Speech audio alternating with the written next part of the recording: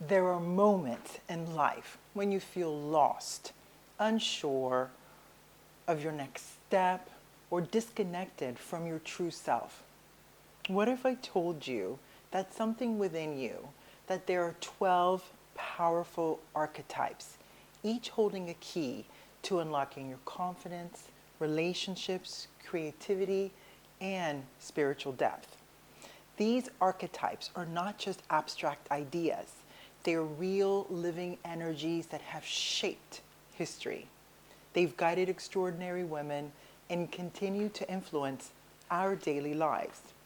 So today, we're not just identifying them, we're learning how to call upon them when facing challenges, cultivating them to live fully in your power, and exploring the women in history who embodied them. If you're ready to deepen your self-awareness, enhance your relationships, and fully step into your femininity, hit subscribe, because today we're activating the feminine archetypes within you.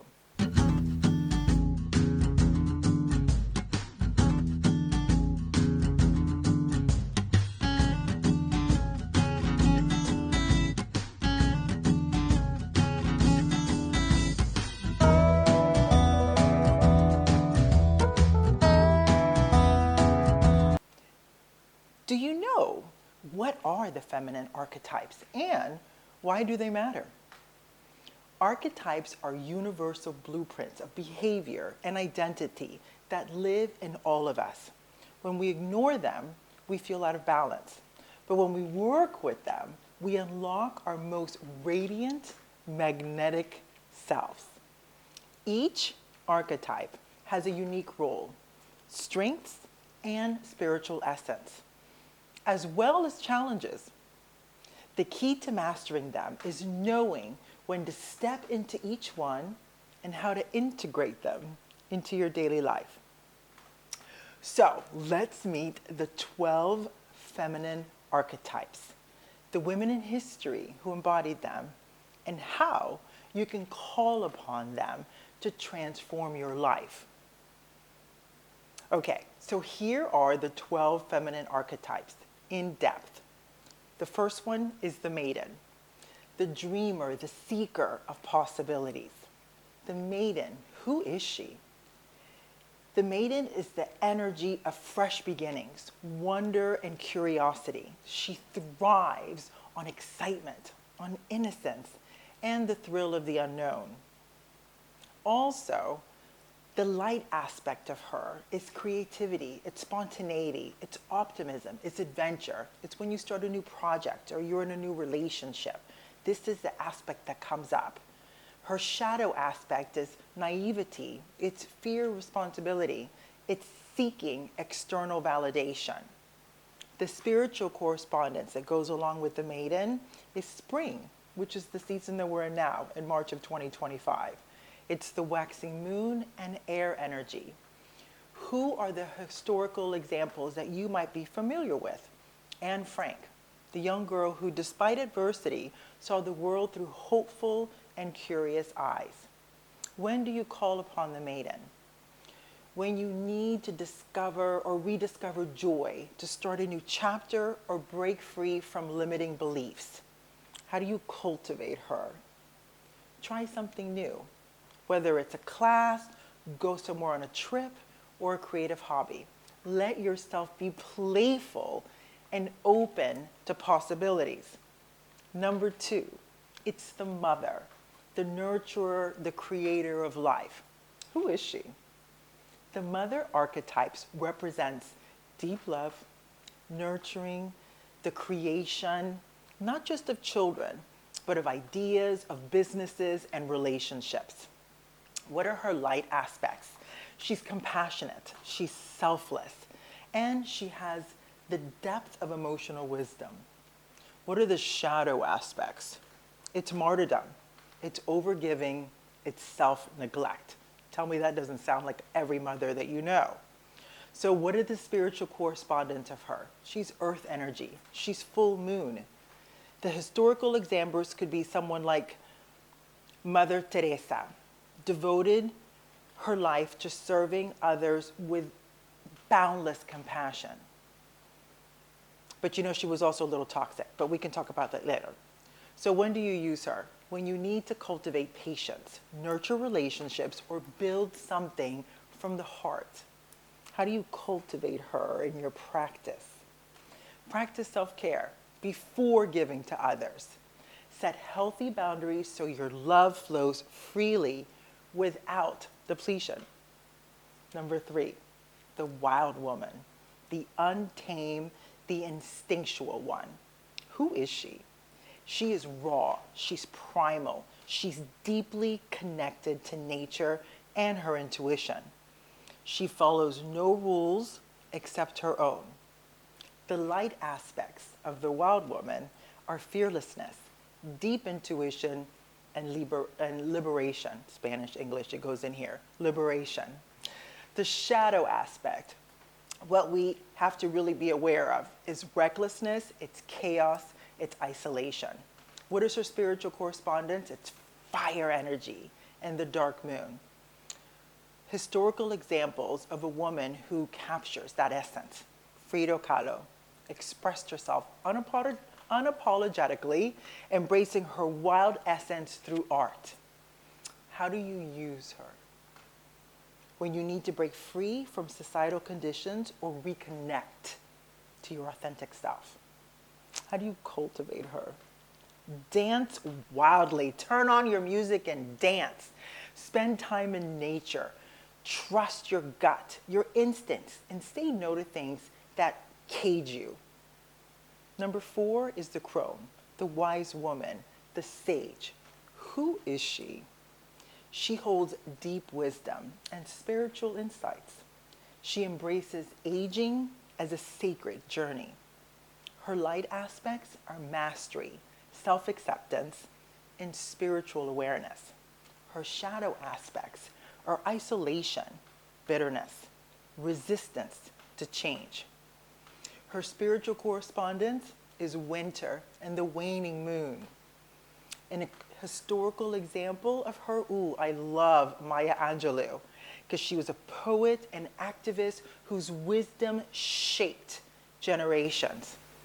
When do you use her? When you need clarity, when you need a perspective or guidance in tough decisions. How do you cultivate her? Spend time in silence. Meditate. Listen to your inner voice and mentor others.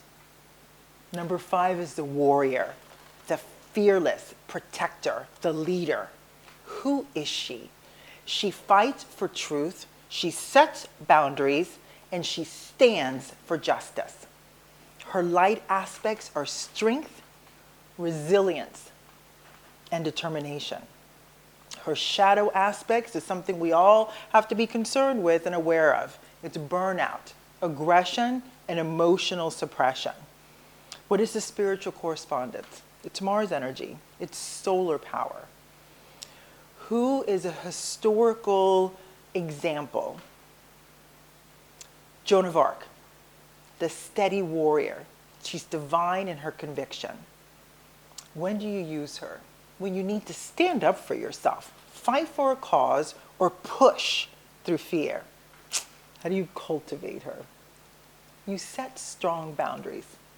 Take physical challenges like boxing and running and weightlifting, because that way you feel the power of yourself. Woo! Number 6 is the enchantress, the mystic, and magnetic allure. Who is she? The enchantress is the keeper of sensuality, of mystery, and magnetic allure. Her light aspects are charismatic, intuitive, and mesmerizing.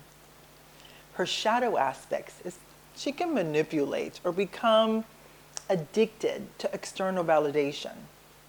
Who was a historical example of a woman who carries that energy? Marilyn Monroe, who captivated the world with her presence. How do you cultivate her? You wear perfume, your silk robes, or jewelry that makes you feel irresistibly feminine. You move slowly and intentionally, commanding a presence with every single step. Use your voice, eye contact, and energy to draw people in rather than chasing them. Number 7, the lover. Passion, emotional depth. The lover. Who is she?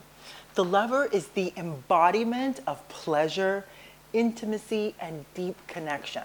And know that it's not sexual. The light aspects of the lover is romantic, open-hearted, and deeply present. She's the person that when you sit and talk to her, you feel seen and heard. The shadow aspect is she can be overly dependent and seeks love externally. Who is a historical example?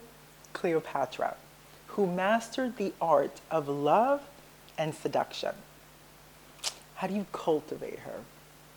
You prioritize pleasure, whether through touch, dance, or self-care rituals. I'm telling you, like a nice sugar body scrub, oof, that makes you feel you and centered. You can also speak words of love to yourself and others.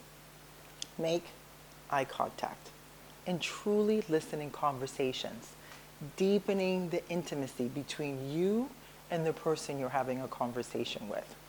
Number 8, the healer, compassion and transformation. Who is she? The healer. She's the alchemist. She's turning pain into wisdom and offering deep compassion. What are the light aspects? She's emotionally intelligent, nurturing, and transformative. What are her shadow aspects? She may self-sacrifice or take on the burdens of others when it's not necessary and it's not hers to take. So who's a perfect example, historical example? Princess Diana, who turned personal wounds into a global mission of healing. So how do you cultivate her? You develop a self-care practice to heal your own wounds first. That means assessing your triggers and working on your shadow self. So you learn Reiki, you do energy healing or holistic wellness. You go talk to a therapist and learn to solve your problems. Offer deep empathy in the presence of those who need it, but without depleting yourself. Number 9 is the visionary, the seer of possibilities and change. Who is she? The visionary is the dreamer and the doer. The one who sees the future before anyone else does. What is her light aspect?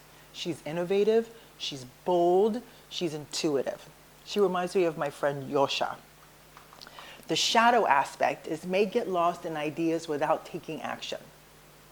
Historical example, Oprah Winfrey, who created an empire from her vision. How do we cultivate her? We keep a dream journal to capture big ideas and divine downloads. We take small, bold steps daily towards our vision. She surrounds herself with other visionaries who inspire her to expand. Okay, yeah. Number 10, the creator, artist, innovator. Who is she? The creator births art, movement, and revelations. She is the divine channel of innovation. What are her light aspects? She's expressive, she's original, and she's fearless. What are the shadow aspects? Can be a perfectionist or struggle with self-doubt. Who are we talking about here? Yes, I know. The historical examples could be Virginia Woolf and me, because I do doubt, who has refined literature and self-expression, Virginia Woolf. But for me, self-doubt can be a moment. But how do we cultivate her? We create without overthinking. Paint, write, sing, just express yourself. What comes to you? Find a creative ritual, morning pages, meditation, movement, journaling. Release the fear of Release the fear of judgment. Your art is the gift to the world.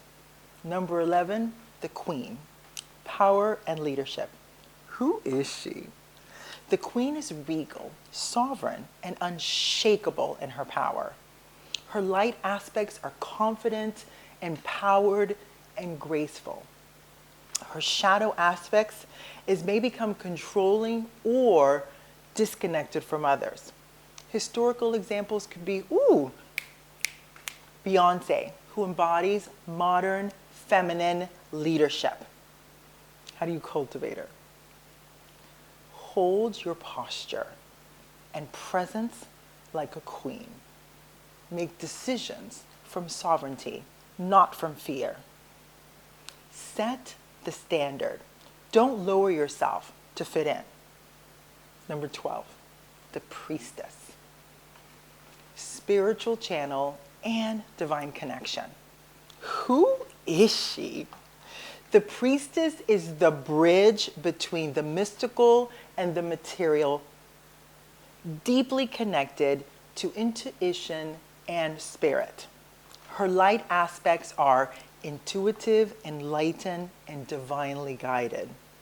Her shadow aspects, she may disconnect from human experience, becoming lost in her spiritual practice and in the spiritual realms. Who is a historical example? Hildegard of Bingen, a medieval mystic and visionary. How do we cultivate her?